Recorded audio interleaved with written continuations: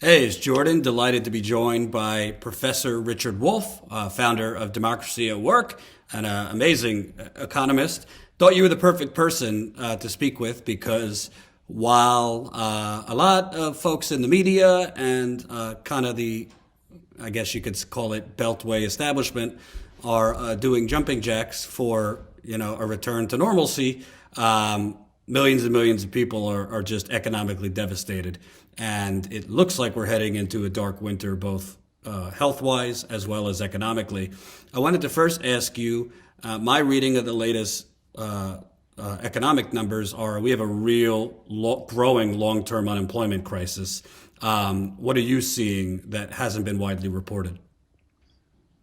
Well, it's not so much that it hasn't been reported as that the bits and pieces that get reported are either without context or without the linkages among them that make the whole of all those pieces much bigger than the sum of their parts, that kind of a thing. Can you lift your head a little bit? Sure, There you go. sorry. There you go. So let me get at what I mean.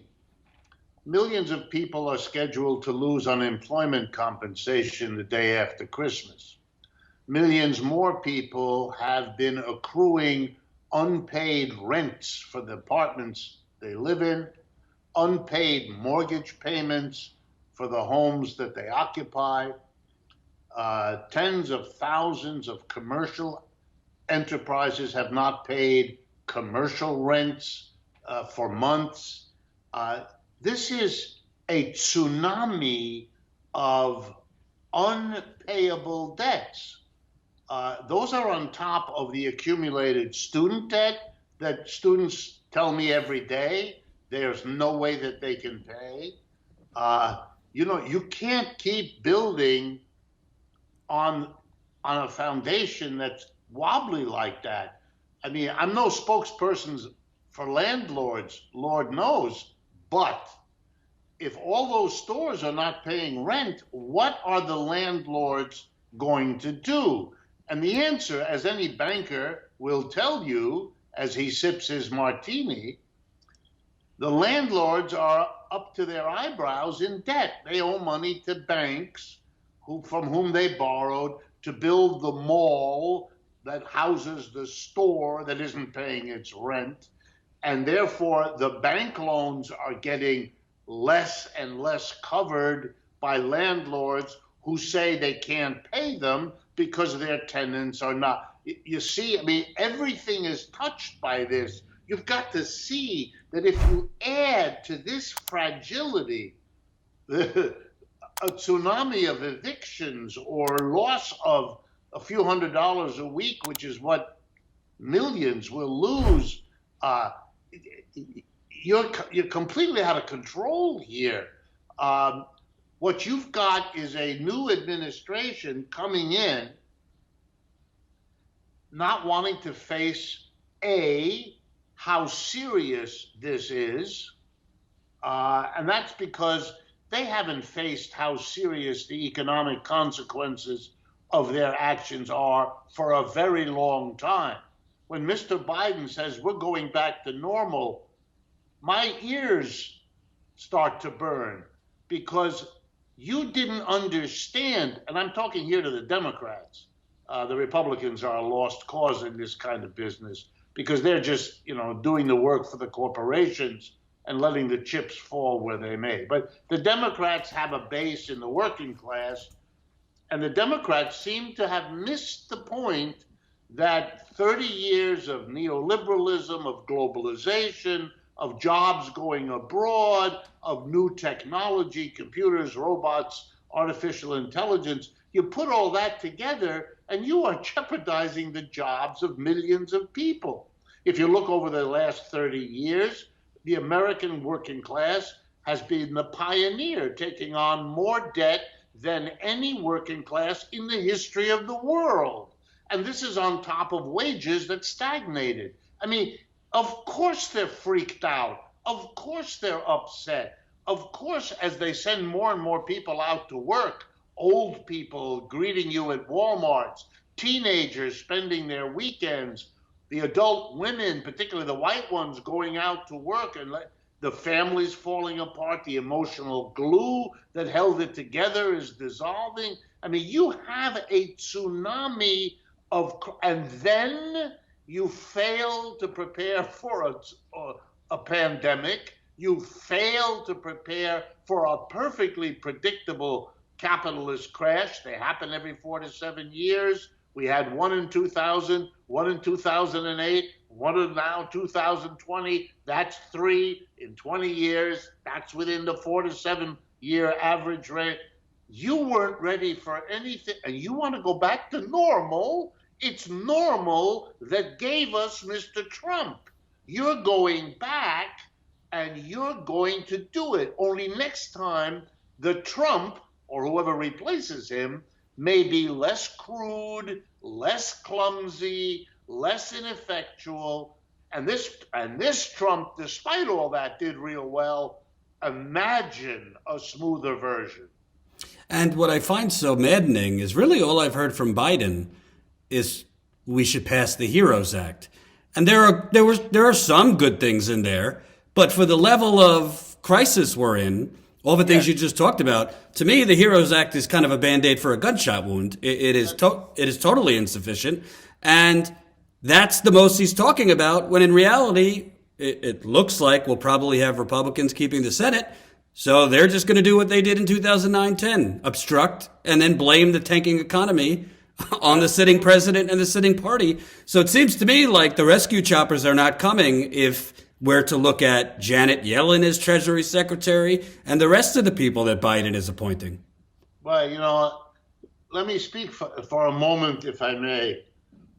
Janet Yellen and I were classmates. Okay. We went to Yale at the same time, roughly a couple years apart. We had the same professors at Yale. We got the same degree, PhD, from Yale in economics. I know exactly how she was trained because I was trained the same way. I know exactly what the teachers taught her because that's what they taught me. She is a classic American liberal who has grown up in a world of right-wing pressures on liberals to become less liberal. And she wasn't all that liberal to begin with, so she's become less. She's married to another economics professor with a PhD, just like herself and me.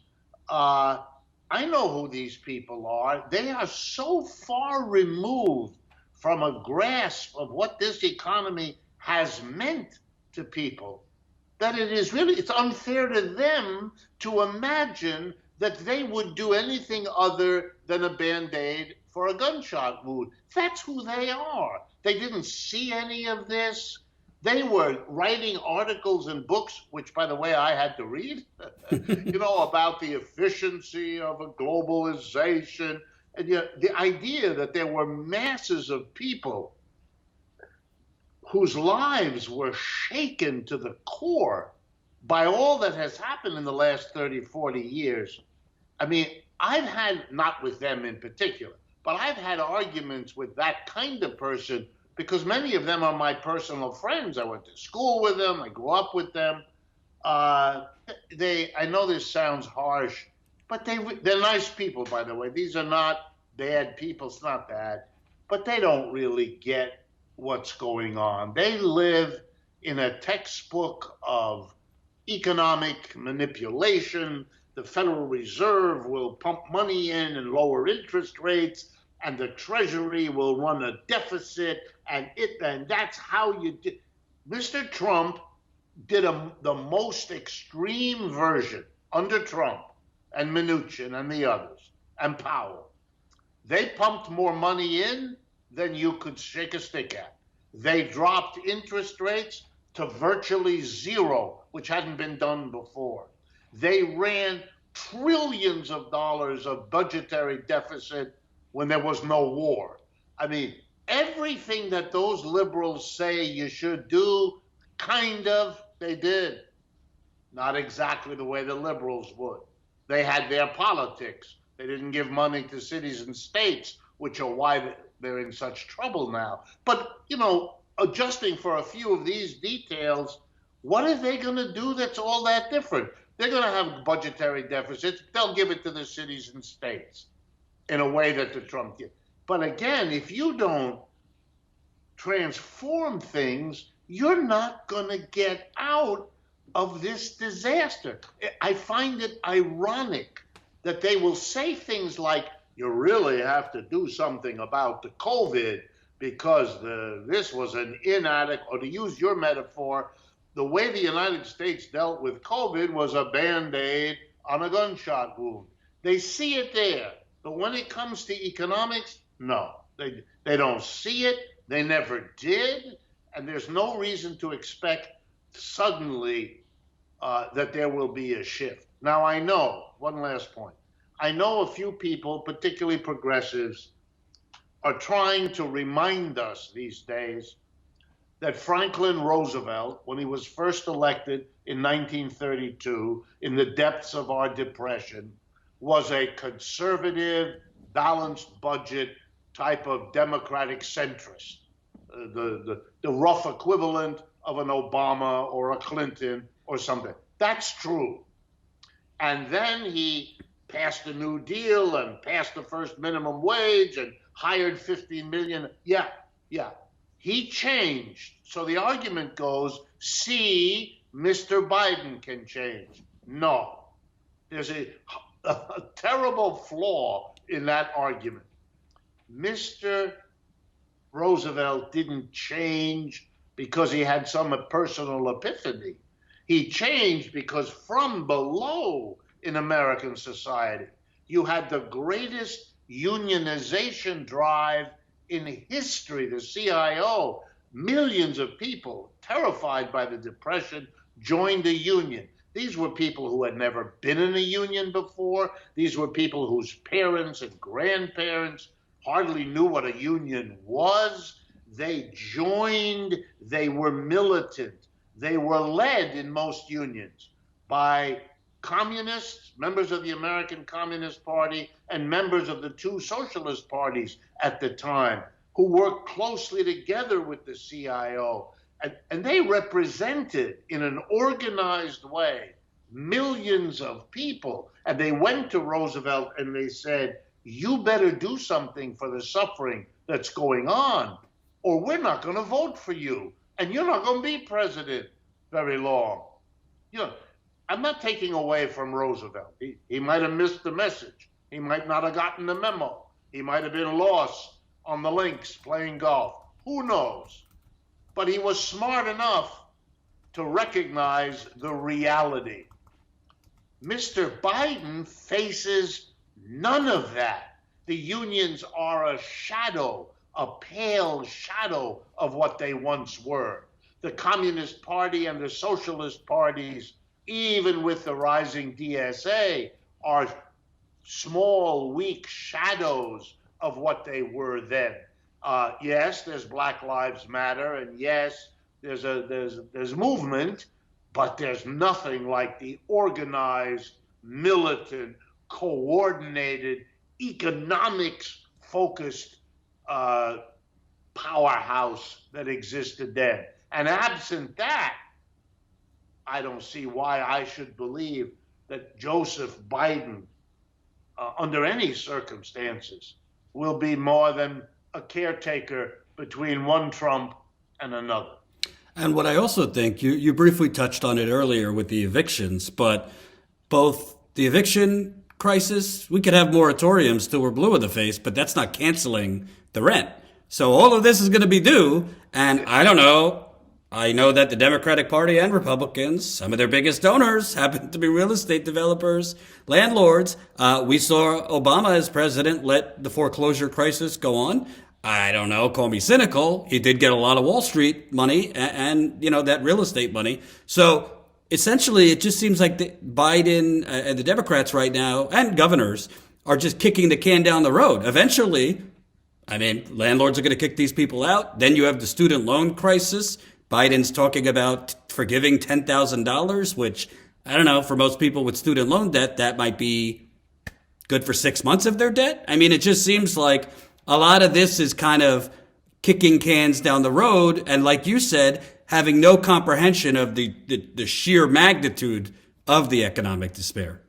Well, I agree with you. I understand the appeal of kicking the can down the road. We've been doing that a long time. Look, for example, at the racial problem, the problem of African American relationship to the larger white community.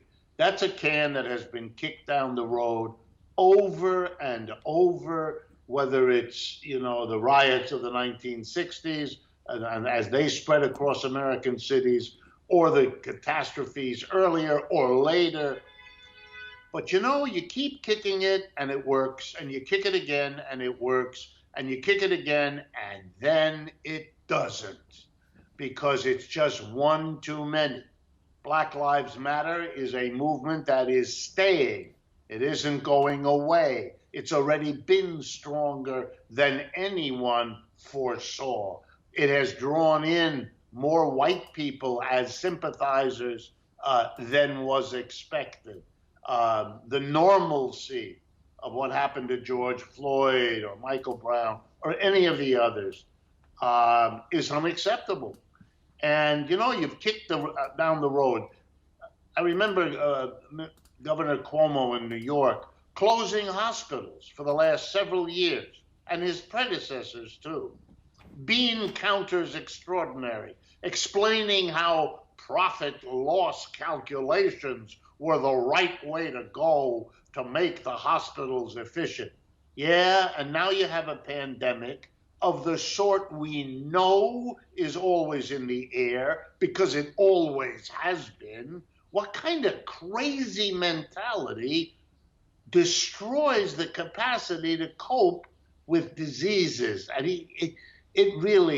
that neoliberal mentality, which is what overwhelmed the Clintons and the Obamas and the Yellens and all of them, it's such a testimony to misunderstood priorities that I frankly am frightened that the level of imagining that you can forever kick the can down the road, you can't. Look at us now. We're trying to battle one of the worst viral pandemics in modern history, one of the worst economic crashes of capitalism in modern history, and a racial divide in this country that is very deep and very serious. How many more? And the climate crisis. I mean, any one of these is a real test for modern society.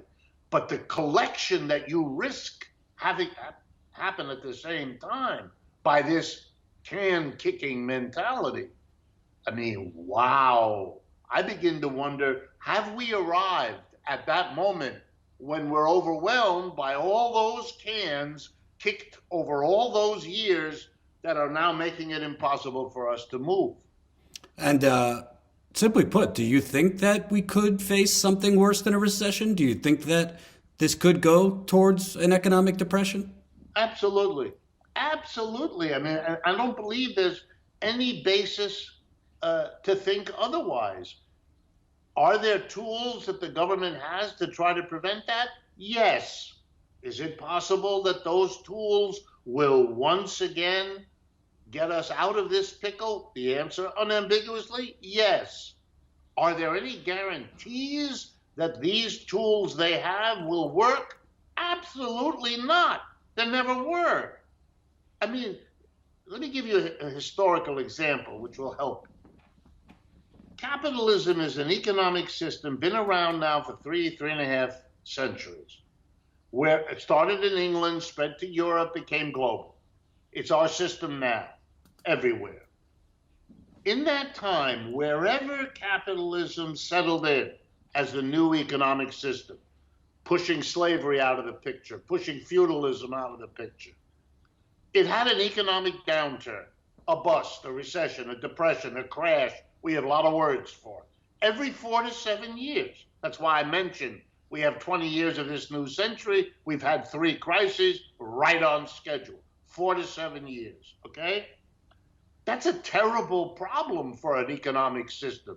That kind of instability, you didn't have that in slavery. You didn't have that in feudalism. You had a lot of other things, but you didn't have that kind of instability. And it has always scared the pants off of capitalists. Every 4 to 7 years, which is many times in a person's lifetime, the system falls apart. Millions of people are thrown out of work. Thousands of businesses go belly up. Cities, towns, and governments have no revenue to perform the public services that the people count on. I mean, this is a disaster.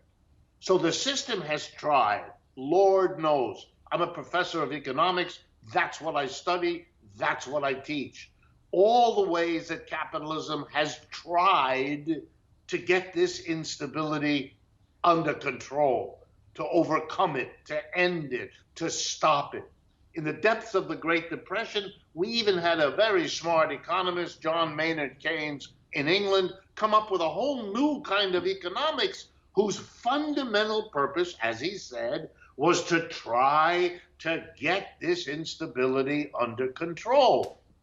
Here's the record of all those efforts by very smart people. 100% failed. We're in one now because they can't cope. You know, to say we weren't prepared for a virus, okay, there's not really an excuse. You know, we did have that horrible one in the Spanish flu in 1918. We've had MERS and SARS and Ebola. I mean, we really have no excuse. But they are at least irregular, but not economic crashes. They're on the money. Every 4 to 7 years, bam, you get it. We were not prepared. We were no better prepared for the economic crash than we were for the virus. There's no excuse. What kind of a system is unstable to begin with, like that, tries for 300 years to get a handle on it, fails, and then has to look around like a crazy person here in the year 2020 and admit it wasn't prepared for this, the latest in a 350-year history. For me, that's a very powerful history with a lesson that says this system can as likely spin out of control as it can come up with some magical fix, some policy, some mixture of a policy with kicking some more cans down the road that'll get us through this one. But look, we got through the dot-com crisis in the spring of 2000, but we paid dearly. And then we got through the worst crisis of 2008, the so-called subprime, but that was even more damaging. And now, yeah, we may get through this one, even though it's an economic crash coupled with a viral pandemic. But we are paying the price. Look, my understanding of COVID is that you can have long-term health problems, even if you have no symptoms now, or if you have a flu and you get over it. I mean, we're talking about a whole new level of burden on the Medicare and Medicaid systems. I mean, the ability of people to imagine that you can keep digging your hole deeper than this, no. You keep doing this at the same time that you make the rich richer, you're going to make an awful lot of people very angry. And look, I follow things around the world because I have to and I want to. But you're seeing more and more bitter, angry working classes. They voted Mr. Trump in. To give you 2 or 3 other examples, they were so bitter for the same reasons in England that they decided not to scapegoat the immigrants from Latin America. That was Mr. Trump's achievement. But to scapegoat what? Europe. We English people are going to Brexit. We're going to break from Europe. Yeah, good luck to you on that. That's going to solve exactly nothing of your problems, but make a good number of them worse. But people don't want to hear any more than telling them that separating children at the border from their mothers, a few thousand of them, isn't going to solve your problems of American economic. I mean, it's cruel, it's disgusting, but it doesn't solve anything. And people will sooner or later figure that out. In France, they're voting for an outright fascist. In Hungary, they already have the fascists. In Italy, they're flirting with the fascists. I mean, what? How long is this going to continue as people don't want to see the connection between what has become a dysfunctional economic system and the accumulation of crises it's putting people through? Well, thanks for diagnosing it, Professor Wolff, and we will keep in touch as things develop. Richard Wolff, check him out on YouTube, Democracy at Work. Thanks again. Thank you. Glad to be here. Okay. Hope you enjoyed that last video. Hop on over to statuscoup.com where you can sign up for our email list and become a member for as low as $5 to $10 a month. Membership is how we grow. That's statuscoup.com/join. And remember, join our email list so we can grow the revolution with you.